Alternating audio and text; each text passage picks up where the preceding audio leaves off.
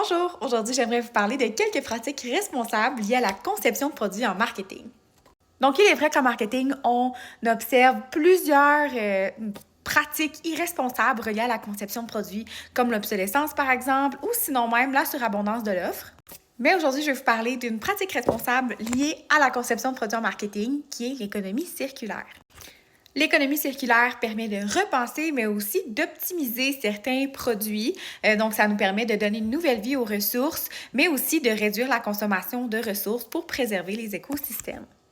Dans le cadre d'une entreprise, par exemple, les déchets reliés à la production d'un produit alimentaire pourraient servir à une autre entreprise pour la production d'un produit pour la maison, par exemple.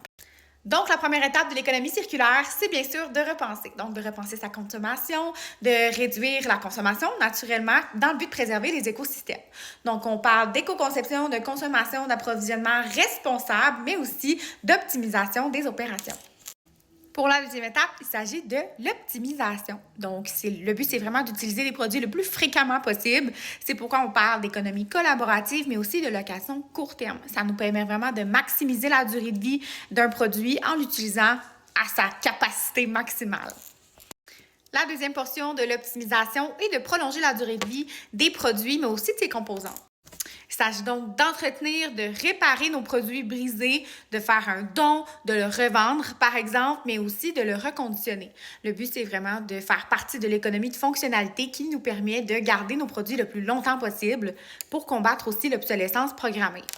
Puis la dernière portion de l'optimisation, c'est de donner une deuxième vie aux ressources. Donc, on parle de recyclage, de compostage, d'écologie industrielle. C'est donc de s'assurer que nos produits terminés aient à la bonne place. Donc oui, l'économie circulaire pourrait nous aider à combattre plusieurs enjeux environnementaux. C'est pourquoi il serait important de vraiment maximiser cette utilisation-là de l'économie circulaire dans nos entreprises d'ici. Il y a en effet plusieurs bénéfices pour les organisations, comme une plus grande sécurité d'approvisionnement, par exemple, une maîtrise du cycle de vie du produit, une meilleure image environnementale. Donc, plus concrètement, l'économie circulaire permet de préserver, de récupérer, de recycler, de reconditionner des produits, des matériaux qui ont été utilisés sous différentes formes. Pour revenir sur Terre, c'est sûr que l'économie circulaire, c'est pas une solution miracle.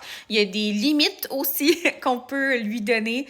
Par exemple, c'est pratiquement impossible de sauver toutes les ressources. C'est pratiquement impossible aussi de prendre tous les déchets d'une entreprise pour en faire quelque chose d'incroyable. Fait que c'est sûr qu'il y a des limites à long terme aussi.